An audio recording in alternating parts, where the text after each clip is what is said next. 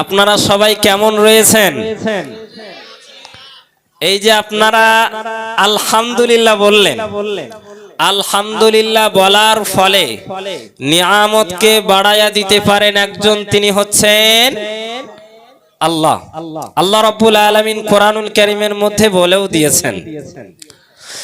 আল্লাহ রাব্বুল আলামিন তিনি বলেন, লা ইন শাকারতুম লা আযীদান্নাকুম ওয়া লা ইন কাফারতুম ইন্না আযাবি লাশাদীদ। ওহে আমার বান্দারা, তোমরা শোনো শোনো, আমি মহান রব্বুল আলামিন আমি তোমাদেরকে যে সমস্ত নিয়ামত দান করেছি, সেই সমস্ত নিয়ামতের যদি তোমরা শুকরিয়া আদায় করো, আমি রব্বুল আলামিন আমি তোমাদের নিয়ামতকে বাড়ায়া দেব। ওয়ালা ইন কাফারতুম, যদি তোমরা নাশুকরি করো, অকৃতজ্ঞ হও, ইন্না আযাবি লাশাদীদ, নিঃসন্দেহে আমার আযাব, আমার শাস্তি অত্যন্ত ভয়াবহ, অত্যন্ত কড়া। আর আল্লাহর আযাব, আল্লাহর শাস্তি কখনো হজম করা যাবে নাকি? কি গো ভাই, হজম করা যাবে? একটু আওয়াজ দিয়ে বলা যাবে না হজম করা যাবে? না, কখনো নয়। এই জন্য আমরা হচ্ছি মুসলিম এবং মুমিন। মুসলিম কথার অর্থ হচ্ছে আত্মসমর্পণকারী, মুমিন কথার অর্থ হচ্ছে বিশ্বাসী। আমরা যে কোনো কর্ম কাজ, ইবাদত বন্দেগী, খাওয়া দাওয়া, চলা ফেরা, এভরিথিং টোটাল সমস্ত কিছু, আপনি সকাল থেকে নিয়ে ঘুমানোর আগ পর্যন্ত, এমন কি আপনি যে ঘুমাতে যাবেন, মক্তবের বাচ্চারা, তাদেরকে ছোট ছোট শিশু, তাদেরকে জিজ্ঞাসা করা হয় ঘুমানোর দোয়া কি? আল্লাহুম্মা বিসমিকা আমুতু ওয়া আহইয়া। এই যে ঘুমাতে যাবেন, শুতে যাবেন, আরাম করতে যাবেন, সেই দোয়াটা পড়ে ঘুমালে এবং ঘুম থেকে উঠে দোয়া পড়লে এর মধ্যে আল্লাহ পাক নেকি দিয়ে দেন। একটু জোরে বলুন সুবহানাল্লাহ। অতএব আপনার সকাল থেকে নিয়ে 24টা ঘন্টা টাইমের মধ্যে যা কিছু আমরা করি না কেন, এমনকি মাহফিলের পেছনে প্রত্যেকটা মানুষের দুইটা আমলের উপর ডিপেন্ড করে দুইটা লক্ষ্য এবং টার্গেট হয়ে থাকে। Number 1, how can we enter paradise. 1 নম্বর লক্ষ্য হচ্ছে আমরা জান্নাতে প্রবেশ করব কেমন করে, জান্নাতে প্রবেশ করব কেমন করে, এটাই হচ্ছে আমাদের আশা উদ্দেশ্য। And how can we be saved from hell. Number 2 হচ্ছে জাহান্নামের শাস্তি থেকে আমরা রক্ষা পাবো কেমন করে, এটাই হচ্ছে আমাদের আশা। অতএব আল্লাহ রাব্বুল আলামিন তিনি আমাদের জীবনের সমস্ত ভালো কাজগুলাকে জান্নাতে যাওয়ার মাধ্যম করে দিন। সকলে বলুন আমিন। প্রিয় সম্মানিত ভাইয়েরা, আমার সোনার লালেরা, আর একটা ছোট্ট একটুখানি মূল বক্তব্যের আগে আর একটা ছোট্ট একটা কথা বলতে চাই। সেটা হচ্ছে এই, বর্তমান সময়ে ওয়াজ, নসিহত, জলসা, মেহফিল ইত্যাদি আগের তুলনায় কিন্তু বাবজি প্রচুর পরিমাণে, কেমন প্রত্যেক শুক্রবারে ইমাম সাহেবের বায়ান, গ্রামে গ্রামে জলসা, পাড়ায় পাড়ায় জলসা। আর সব চাইতে বড় কথা হচ্ছে মানুষের হাতে বড় বড় অ্যান্ড্রয়েড ফোন, না কি বলেন গো ভাই? বড় বড় মোবাইল, যে কোনো বক্তার নাম ঘোষণা করলেই হয় সেই বক্তার ওয়াজের লিস্ট সামনে চলে আসে। এখন ইমাম সাহেবের বায়ান থেকে নিয়ে শুরু করে জলসার বক্তা পর্যন্ত প্রত্যেক বক্তাগণ তানারা কিন্তু সব ভালো কথাই বলে থাকেন, সৎ কাজের আদেশ করে থাকেন, অসৎ কাজের নিষেধ করে থাকেন, এবং পাশাপাশি আল্লাহর রাস্তায় আল্লাহর দিকে ডেকে থাকেন। তারা ভালো কাজ করে থাকেন না? ভালো কাজ করে থাকেন না? বলেন না, নিশ্চিত ভালো কাজ করে থাকেন। কিন্তু যে তুলনায় ওয়াজ নসিহত শোনা হয়, যে তুলনায় জলসা মাহফিল হয়, সেই তুলনায় কি মানুষ এবং সমাজের মধ্যে পরিবর্তন বেশি হয় না কম হয় গো? একটু আওয়াজ দিয়ে বলা লাগবে বাবজি, বেশি হয় না কম হয়? কম হয়। এখন বলবেন হুজুর তাহলে কি এর কি কোনো বিকল্প রাস্তা নেই? আমি বলবো বাবজি, আমি বিকল্প রাস্তা কি বলবো, স্বয়ং আল্লাহ রাব্বুল আলামিন তিনি বলে দিয়েছেন। একটু জোরে বলুন সুবহানাল্লাহ। কারণ ইংরেজিতে একটা প্রবাদ বাক্য রয়েছে, he who can not change himself can not change the world. যে ব্যক্তি নিজেকে বদলাতে পারে না সে দুনিয়াকেও বদলাতে পারে না। আর আল্লাহ পাক এই কথাটাই পবিত্র কোরআনুল কারীমের মধ্যে বলেছেন। আল্লাহ রাব্বুল আলামিন তিনি বলেন, ইন্নাল্লাহা লা ইউগাইয়িরু বিকওমিন হাত্তা ইউগাইয়িরু মা বিআনফুসিহিম ওয়া ইযা আরাদাল্লাহ। নিঃসন্দেহে আমি মহান রব্বুল আলামিন আমি কোন কওমকে, কোন জাতিকে, কোন মানুষকে অতক্ষণ পর্যন্ত পরিবর্তন করাই না যতক্ষণ পর্যন্ত তারা নিজেকে না নিজে পরিবর্তন করার হওয়ার চেষ্টা করে। অতএব পরিবর্তন হওয়ার দিক থেকে আল্লাহ রাব্বুল আলামিন তিনি বলেন, প্রথম ধাপ তুমি আগে বাড়াও, তারপরে আপনার চলার পথকে সঠিক করে দিতে পারেন একজন, সহজ করে দিতে পারেন একজন, তিনি হচ্ছেন কে? অতএব হে আমার ভাইয়েরা, পরিবর্তন হতে গেলে আপনাকে সর্বপ্রথম ধাপটা আপনার হাতে দেওয়া লাগবে। দ্বিতীয় ধাপ তবেই আল্লাহ রাব্বুল আলামিন আপনার জন্য সহজ করে দেবেন। অতএব আজকের যে সমস্ত কথাগুলো যত উলামায়ে কেরামগণ ওনারা বলবেন, সবাই আমল করার নিয়তে এবং পরিবর্তন হওয়ার নিয়তে শুনবো ইনশাআল্লাহ। প্রিয় সম্মানিত বাবজিরা, আমার সোনার লালেরা, বিশ্বনবী সাল্লাল্লাহু আলাইহি ওয়াসাল্লামের আমি পারা নম্বর 6, নবীজি সাল্লাল্লাহু আলাইহি ওয়াসাল্লামের যে জীবদ্দশার যে একটা বৎসর উনি টোটাল জিন্দেগি যেটা পেয়েছিলেন সেটা কিন্তু আমরা প্রায় কম বেশি জানি। নবীজির বয়সটা ছিল 63 বৎসর। তার মধ্যে নবীজিকে নবী বলে ঘোষণা করা হয়েছিল 40 বৎসর বয়সে। 40 বৎসর বয়সে নবীজিকে নবী বলে ঘোষণা দেওয়ার পরে নবীজি আমার 13 বৎসর মক্কায় দ্বীনের দাওয়াত দিয়েছেন, 10 বৎসর মদিনায় দ্বীনের দাওয়াত দিয়েছেন। আর 40 বৎসর বয়সে নবীজি তিনি নবী বলে ঘোষিত হয়েছিলেন বা ঘোষণা দেওয়া হয়েছিল, আল্লাহ পাক দিয়েছিলেন। তাই বলে কি নবীজি তিনি আগে নবী ছিলেন না? না, এটা নয়। আহলুস সুন্নাহ ওয়াল জামাতের আকীদা, আমাদের বিশ্বাসগত দিক হচ্ছে এটাই যে নবীজি তিনি তো নবী ছিলেন তখনও, যখন আদম আলাইহিস সালাম তিনি যখন মাটি এবং কাদার মধ্যে ছিলেন তখনও তিনি নবী ছিলেন। একটু জোরে বলুন সুবহানাল্লাহ, একটু আওয়াজ দিয়ে বলবেন না সুবহানাল্লাহ। তো নবীজিকে যখন 40 বৎসরে নবুয়ত ঘোষণা করা হয়, প্রথম স্টেপ নবী আমার ওয়াহির ভার সহ্য করার পরে, এটা কিন্তু আপনাদের কম বেশি জানা আছে। দ্বিতীয় স্টেপটা আমি আপনাদেরকে বলবো, দ্বিতীয় স্টেপ কোরআনের মাধ্যম দিয়েই। সেটা হচ্ছে নবী কিন্তু প্রথমত ওয়াহি পাওয়ার পরে, কোরআনের এই ভারত্ব দায়িত্ব পাওয়ার পরে প্রথম একটুখানি ভয়ভীত মতন ভাব তিনি হতেন। আল্লাহ রাব্বুল আলামিন দ্বিতীয় স্টেপে কোরআনুল কারীমের একাধিক কোরআনের আয়াত অবতরণ করলেন। কেমন? আল্লাহ রাব্বুল আলামিন তিনি বলেন, ইয়া আইয়ুহার রাসূলু বাল্লিগ মা উনজিলা ইলাইকা মির রাব্বিক। ও হে আমার রাসূল,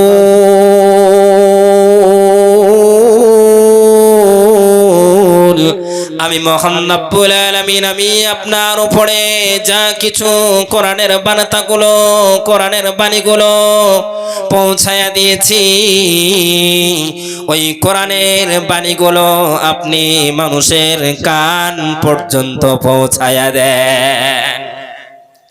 অন্যত্র আয়াতের মধ্যে আল্লাহ রাব্বুল আলামিন তিনি বলেন, ওয়া আনজির আশিরাতাকাল আকরাবিন। ও হে আমার হাবিব, আপনি আপনার যত নিকটতম আত্মীয় স্বজন রয়েছে তাদেরকে আপনি জান্নাতের সুসংবাদ শোনায়া দেন গো নবী। জাহান্নামের শাস্তি থেকে, জাহান্নামের ভয়াবহতা থেকে তাদেরকে আপনি ভয় দেখান। নবী আমার এই কোরআনের আয়াতগুলো পাওয়ার পরে, বিধিবিধানগুলো তারপরে বিশ্ব নবী রাসূলুল্লাহ সাল্লাল্লাহু আলাইহি ওয়াসাল্লাম তিনি মক্কা এবং মক্কার আশেপাশের সমস্ত মানুষগুলারে আহ্বান করে তিনি বললেন, ইয়া আইয়ুহান নাস কুলু লা ইলাহা ইল্লাল্লাহু মুহাম্মাদুর রাসূলুল্লাহ, তোমরা লা ইলাহা ইল্লাল্লাহু মুহাম্মাদুর রাসূলুল্লাহ পড়ে নাও, কালেমা পড়ে মুসলমান হয়ে যাও। আল্লাহ রাব্বুল আলামিন তিনি তোমাদেরকে সফল কাম বানায়া দেবেন এবং জীবনের গুনাহ খাতা মাফ করে দেবেন। সুবহানাল্লাহ বাড়ি গিয়ে বলেন, একটু আওয়াজ দিয়ে বলা যাবে না সুবহানাল্লাহ? বিশ্ব নবী আমার তিনি মক্কার মানুষদেরকে বললেন, ওহে গোটা দুনিয়ার মানুষেরা কালেমা পড়ে নাও, মুসলমান হয়ে যাও। সফলতা যিনি বানিয়ে দেবেন তিনি হচ্ছেন আল্লাহ। মক্কার মানুষেরা নবীজির কথাকে প্রথমত তারা মানল না, অ্যাকসেপ্ট করলো না, গ্রহণ করলো না। নবীজি আমার তিনি অন্তরের দিক থেকে মনক্ষুণ্ণ হলেন।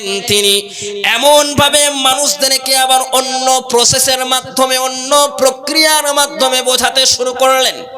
কারণ নবীজি আমার তিনি একটা কথাকে সুন্দর করে এক প্রক্রিয়া হোক, অন্য পদ্ধতি হোক, বিভিন্ন রকম ভাবে ক্ষমতা বোঝানোর ক্ষমতা দিয়েছিলেন একজন, তিনি হচ্ছেন আল্লাহ। নবী আমার গোটা দুনিয়ার মানুষদেরকে বললেন, হে গোটা দুনিয়ার মানুষ, এই পৃথিবীর বুকে এমন একটা সময় এসেছিল না নাকি যখন এই পৃথিবীর বুকে তোমাদের কারণ কোনো অস্তিত্ব ছিল না। তোমার বয়স যদি হয় 30 বছর, 30 বছর একদিন আগে তোমার কোনো অস্তিত্ব ছিল না। তোমার বয়স যদি হয় 50 বছর, 50 বছর একদিন আগে তোমার কোনো অস্তিত্ব ছিল না। আল্লাহ রাব্বুল আলামিন পবিত্র কোরআনুল কারীমের মধ্যে 12 নম্বর 29 পৃষ্ঠা নম্বর 21 সূরার নাম সূরা বাকারা আয়াত নম্বর 1 আল্লাহ পাক তিনি বলেন, হাল আতা আলাল ইনসানি হিনুম মিনাদ দাহরি লাম ইয়াকুন শাইআম মাযকুরা। ওহে গোটা দুনিয়ার মানুষ,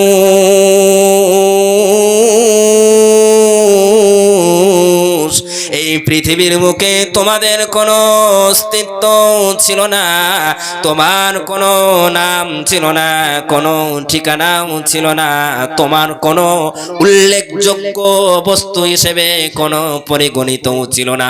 আমি মহান রব্বুল আলামিন আমি তোমাদেরকে সৃষ্টি করেছি। কেমন করে সৃষ্টি করলাম আল্লাহ রাব্বুল আলামিন সেটাও তিনি কোরআনের মধ্যে জানায়া দিলেন, ফা ইন্না খালাকনাকুম মিন তুরাবিন সুম্মা মিন নুতফাতিন সুম্মা মিন আলাকাতিন সুম্মা মিন মুদগা। নিঃসন্দেহে আমি মহান রব্বুল আলামিন আমি তোমার এবং তোমার মাতা পিতার মাধ্যমে এক ফোঁটা পবিত্র পানির দ্বারাই তোমাদেরকে জমাট রক্তে পরিণত করে দিয়েছি। ফি করারিন মাকিন, তোমাদেরকে একটি সুরক্ষিত জায়গার মধ্যে রেখে দিয়েছি। ফাকাসাউনাল ইদামা লাহমা, গোশত দিয়ে, চামড়া দিয়ে, রগ দিয়ে, ছাউনি দিয়ে অতি উত্তম করে, অতি সুন্দর করে আমি রব্বুল আলামিন আমি তোমার মায়ের গর্ভের ভিতরে তিল তিল করে বড় করেছি। তোমার মায়ের গর্ভের ভিতরে আমি তোমার জন্য থাকার ব্যবস্থা করে দিয়েছি, অক্সিজেনের ব্যবস্থা করে দিয়েছি, আবার তোমাকে আরাম করার ব্যবস্থা করে দিয়েছি। একটু জোরে বলা যাবে না সুবহানাল্লাহ? প্রিয় সম্মানিত ভাইয়েরা আমার, সোনার লালের নবীজি আমার তিনি মক্কার মানুষদেরকে কালেমা পড়তে বললেন। দুনিয়ার মানুষেরা প্রথমত রাজি হলো না। নবী আমার তিনি বললেন, তোমাদের কারণ কোনো অস্তিত্ব ছিল না, অস্তিত্ব যিনি দিয়েছেন তিনি হচ্ছেন কে? একটু আওয়াজ দিয়ে বলা যাবে না ভাই? Allah, on this earth we have no existence, এই পৃথিবীর বুকে তোমাদের কারোর কোনো চিহ্নও ছিল না, কারোর কোনো অস্তিত্বও ছিল না।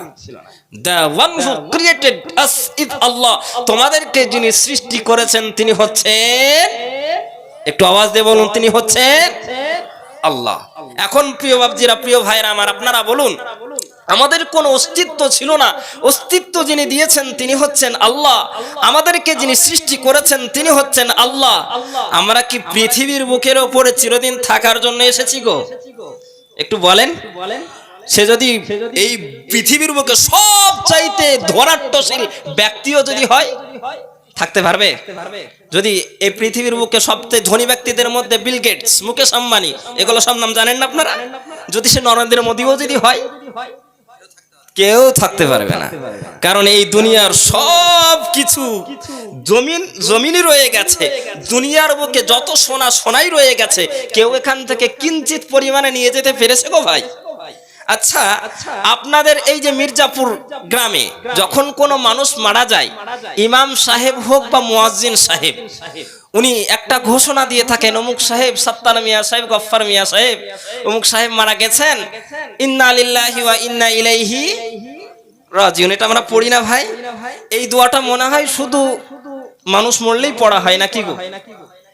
অনেক ভাই বাবজিরা আমার বলছেন, হ্যাঁ হ্যাঁ, মানুষ মরার দোয়া এটা।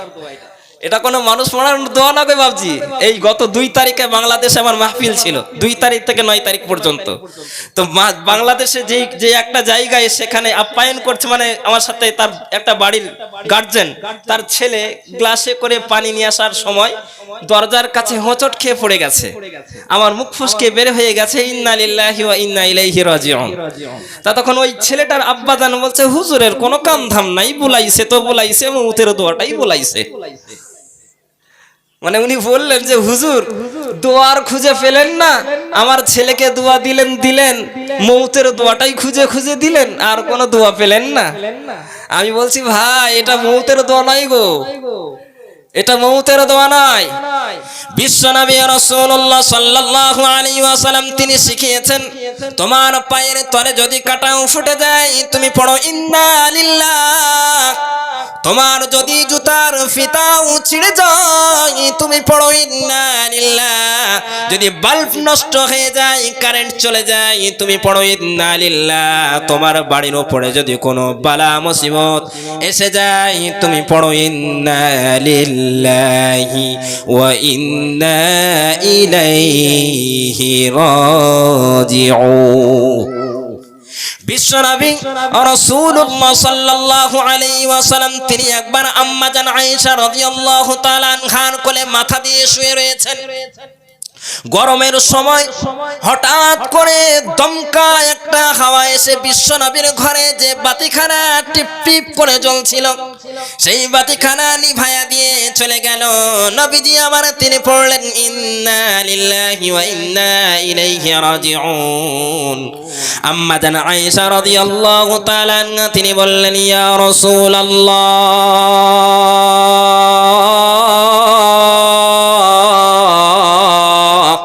নবী গো, বাতিখানা নিভে গেল আর আপনি পড়লেন ইন্না লিল্লাহি ওয়া ইন্না ইলাইহি রাজিউন।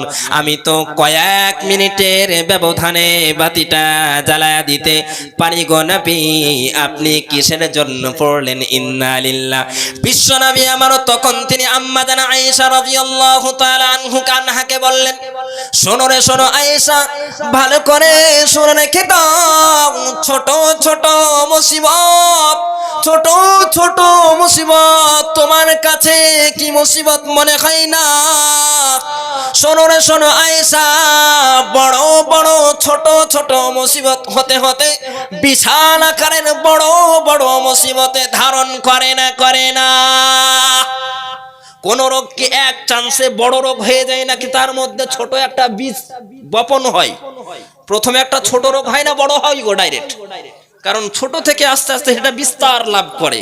নবীজি আমার তিনি বললেন, ওহে আয়েশা, বড় আকারের সেটা আসার আগে ছোটটাকেই আমি আল্লাহর উপরে সঁপে দিলাম, কারণ আমরা হচ্ছি মুমিন মুসলিম, আমরা ভরসা করব একজনের উপরে, তিনি হচ্ছেন Allah. We must place our trust in one and that is Allah. ভরসা রাখতে হবে একজনারই উপরে, তিনি হচ্ছেন আল্লাহ। নবীজি আমার তিনি বলছেন, ওহে গোটা দুনিয়ার মানুষ, আপনারা কিন্তু এই লাইনচ্যুত হবেন না, এটা কিন্তু ভালো করে মনে রেখে দেবেন। মক্কার মানুষদেরকে বোঝাচ্ছেন যে কালিমা পড়ে নাও, মুসলমান হও, কালিমা পড়ে নাও, এর মধ্যে হিকমত রয়েছে, সফলতা রয়েছে। তোমাদের কারোর কোনো অস্তিত্ব ছিল না, অস্তিত্ব যিনি দিয়েছেন তিনি হচ্ছেন আল্লাহ। তোমাদেরকে যিনি সৃষ্টি করেছেন তিনি হচ্ছেন আল্লাহ। তারপরে একদিন one day we all have to return to Allah. একদিন আমাদের সকলকেই আল্লাহ পাকের কাছে প্রত্যাবর্তন করতে হবে না হবে না গো? একটু বলেন না, হবে না হবে না? হবে। এই আয়াতের মধ্যে আল্লাহ পাক বলেছেন, নবীজি আমার সেটাই তিনি শিখিয়েছেন। ইন্না লিল্লাহি ওয়া ইন্না ইলাইহি রাজিউন। নিঃসন্দেহে আমরা হচ্ছি সবাই আল্লাহ পাকের গোলাম। ওয়া ইন্না ইলাইহি রাজিউন। আর একদিন যখন আজরাইলের ডাক আমাদের কান পর্যন্ত চলে আসবে, আল্লাহ রাব্বুল আলামিনের ডাক যখন আমাদের কান পর্যন্ত চলে আসবে, তখন বাড়ি গাড়ি টাকা পয়সা সব কিছু ছেড়ে দিয়ে ওই 3 হাত 3.5 হাত মাটির গর্তের তলে চলে যেতে হবে না হবে না? কেউ থাকার জন্য এসেছি গো, কেউ কি চাইলেও কি থাকতে পারে? কখনো পারবে না। অতএব একদিন মাটির ভিতরে আপনাদের ঘর হবেই হবে। যতই আপনি বিল্ডিং বালাখানা বানান না কেন, টাইলস লাগানো 3 তলা 4 তলা মোজাক পাথরের বাড়ি, আপনি যতই ধনাঢ্যশীল হন না কেন, আপনাকেও যেতে হবে। যিনি ফকির ভিক্ষা করে খান তাকেও কিন্তু সেই ঘরে যেতে হবে। কেউ এর মধ্যে পার্থক্য করতে পারবে না। একদিন মাটির ভিতরে হবে ঘর রে মন আমার, কেন বাঁধ দালান ঘর। একদিন মাটির ভিতরে হবে ঘর রে মন আমার, কেন বাঁধ দালান ঘর। প্রাণ পাখি উড়ে যাবে পিঞ্জরা ছেড়ে, ধরা ধামে সবই রবে, তুমি যাবে চলে। বন্ধু বান্ধব কত শত, মাতা পিতা তারা সুত। বন্ধু বান্ধব কত শত, মাতা পিতা তারা সুত। সবই হবে তোমার পর রে মন আমার, কেন বাঁধ দালান ঘর। একদিন মাটির ভিতরে হবে ঘর রে মন আমার, কেন বাঁধ দালান ঘর। নারায়ে তাকবীর। প্রিয় সম্মানিত বাবজির আমার, সোনার লালেরা, নবীজি আমার তিনি বলছেন, অস্তিত্ব ছিল না, অস্তিত্ব দিলেন আল্লাহ। সৃষ্টি করলেন তিনি হচ্ছেন আল্লাহ। একদিন আল্লাহর কাছে ফিরে যেতে হবে। আচ্ছা বাবজি, আমরা যখন মরে যাব, মরে গিয়েই কি আমাদের শেষ নাকি গো? তাই তো নাকি? আমরা যখন মরে যাব, মরে গিয়েই মানে তো শেষ, আর কোনো চিন্তা নাই, এরকমটা নাকি? না, বরং সেখান থেকে শেষ হওয়া তো দূরের কথা, বরং সেখান থেকে স্টার্ট, শুরু। কেমন শুরু? আপনাকে আপনার প্রত্যেকটা আদম আলাইহিস সালাম থেকে নিয়ে কিয়ামতের শেষ লগ্ন পর্যন্ত প্রত্যেকটা মানুষকে আল্লাহ পাক তিনি মাটির ভিতর থেকে তিনি তুলবেন। একটু জোরে বলুন সুবহানাল্লাহ। মক্কার কাফেরেরা নবীজিকে জিজ্ঞাসা করলো, ইয়া মুহাম্মদ সাল্লাল্লাহু আলাইহি ওয়াসাল্লাম, আইদা মিতনা। এটা আপনার শুনানি জালসা, কেউ মেয়েদের প্যান্ডেলে কালেকশনের জন্য যাচ্ছে। তা আপনারা যারাই যে সমস্ত মেয়েরা জালসা শুনছেন, কাউকে কোনো ধরনের পয়সা দেবেন না। বা যদি এরকম ধরনের কোনো ব্যক্তিকে বা কোনো মেয়েকে দেখতে পান, তাকে আটকে রেখে ভলেন্টিয়ার যেনারা আছেন তেনাদের হাতে তুলে দেবেন। এটা শুনানি জালসা, এটা কালেকশনের জালসা নয়, সেজন্য কেউ কোনো ধরনের পয়সা দেবেন না। তো প্রিয় বাপজির আমার সোনার লালেরা, এখন নবীজি সাল্লাল্লাহু আলাইহি ওয়াসাল্লামকে মক্কার কাফেরেরা জিজ্ঞাসা করলো, ইয়া মুহাম্মদ সাল্লাল্লাহু আলাইহি ওয়াসাল্লাম, আইযা মিতনা ওয়া কুননা তুরাবান ওয়া ইযামান আইন্না লামাবউসুন, আমরা যখন মরে যাব, পচে যাব, গলে যাব, হাড় হাড্ডিগুলো যখন আমাদের চূর্ণ বিচূর্ণ হয়ে যাবে, টুকরো বিটুকরো হয়ে যাবে, মাটির সঙ্গে যখন আমরা মিশে যাব, তখন কি তোমার রব ওই আল্লাহ তিনি কি আমাদেরকে মাটির ভিতর থেকে তুলবেন? নবীজি সাল্লাল্লাহু আলাইহি ওয়াসাল্লাম তিনি বললেন, শুধু আল্লাহ পাক তুলবেনই না, বরং তোমার গায়ে কতটা পশম রয়েছে সেইগুলাও গজিয়ে দেবেন। একটু জোরে বলুন সুবহানাল্লাহ, একটু আওয়াজ দিয়ে বলবেন না বাপজি সুবহানাল্লাহ। নবীজি সাল্লাল্লাহু আলাইহি ওয়াসাল্লাম তাই তিনি বলছেন, বুখারী শরীফের হাদিসটা বর্ণনা করেছেন আম্মা জান আয়েশা রাদিয়াল্লাহু তাআলা আনহা, ইউহসারুন নাসু ইয়াওমাল কিয়ামাতি হুফাতান উরাতান গুরলান, কাল কিয়ামতের ভয়াবহ ময়দানে প্রতিটা মানুষ তাদেরকে এরূপ অবস্থায় তোলা হবে, তাদের শরীরে কোনো কাপড় থাকবে না, আবার পায়ের তলায় কোনো জুতা থাকবে না। এখন আবার নবীজি আমার তিনি বলেন, এখন আপনাদের খতনা করা রয়েছে অথবা আপনার মাতা পিতা খতনা করে দিয়েছেন, কিয়ামতের ভয়াবহ ময়দানে আমরা যখন মরে যাব, পচে যাব, গলে যাব, হাড় হাড্ডিগুলো যখন চূর্ণ বিচূর্ণ হয়ে যাবে, টুকরো বিটুকরো হয়ে যাবে, আল্লাহর রাসূল তিনি বলেন, উলঙ্গ অবস্থা, বস্ত্রহীন অবস্থা, শরীরে কাপড় থাকবে না, পায়ের তলায় কোনো জুতা থাকবে না, আবার কারণ খতনা করা মুসলমানিও করাও থাকবে না।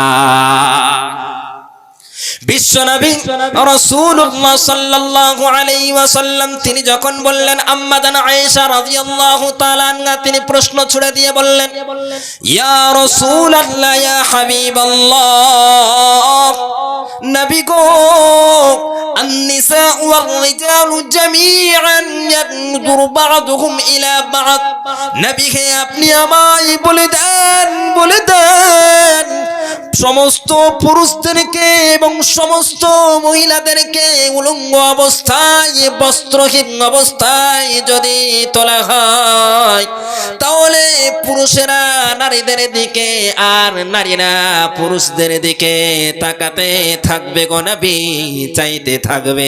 আর এটা তো অত্যন্ত লজ্জাকর, লজ্জাজনক বিষয় হয়ে দাঁড়াবে গো নবী। নবীজি আমার তখন তিনি বললেন, ওহে আয়েশা,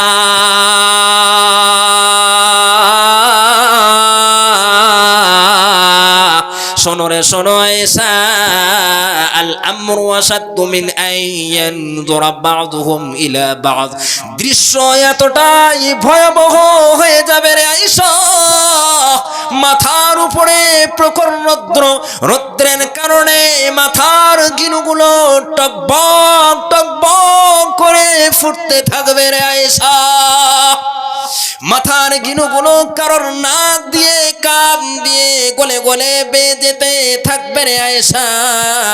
আবার কারণ এরূপ অবস্থা হয়ে যাবে, কারণ নিজের ঘাম কারণ হাঁটু পর্যন্ত, কারণ কোমর পর্যন্ত, কারণ গলা পর্যন্ত হয়ে যাবে রে আয়েশা। আবার কারণ এরূপ অবস্থা হয়ে যাবে যেহেতু মাথার উপরে প্রখর রৌদ্র সূর্যের তাপ থাকবে, পানির পিপাসায় কলিজাখানা চৌচির্ণ হয়ে যাবে, পানির পিপাসার কারণে তারা তাদের নিজের হাতের প্রথম আঙ্গুল, দ্বিতীয়, তৃতীয়, চতুর্থ, পঞ্চম, ষষ্ঠম, সপ্তম, অষ্টম, নবম, দশম, 10টা আঙ্গুল গোলারে চিবিয়ে ফেলবে রে আয়েশা। তারপরেও তারা বুঝে উঠতে পারবে না পানির পিপাসার কারণে তারা নিজের হাতের আঙুল চিবিয়ে ফেলেছে। সুবহানাল্লাহ বলবেন না? বিশ্বনবী আমার তিনি বললেন, এই রকম অবস্থা হয়ে যাবে, বিশাল বিভীষিকাময় ভয়াবহ ময়দান প্রদান হয়ে যাবে। সেই মহা কঠিনতম, হে আয়েশা তুমি আমারে প্রশ্ন করেছো, নারীরা পুরুষদের দিকে তাকাতে থাকবে এবং পুরুষেরা নারীদের দিকে তাকাতে থাকবে গো রাসূল। ওহে আয়েশা তুমি শোনো, এতটাই ভয়াবহ হয়ে যাবে, কারণ তাকানো তো দূরের কথা, নিজের দেহের অঙ্গের প্রত্যঙ্গের কি অবস্থা হয়ে যাবে, তার নিজের দেহের দিকে তাকানোর সময়টুকু সে পাবে না। এইরকম অবস্থা হয়ে যাবে রে আয়েশা। সেই মহা কঠিনতম দিনে আপনাদেরকে আমাদেরকে সকলকেই, everyone must stand in the doc of accountability, সকলকেই সেই মহা কঠিনতম দিনের জন্য জবাবদিহিতার কাঠ গড়াই দাঁড়াতে হবে। এ থেকে কেউ নিস্তার পাবে না। কেউ কি ছাড় পাবে গো বাবজি?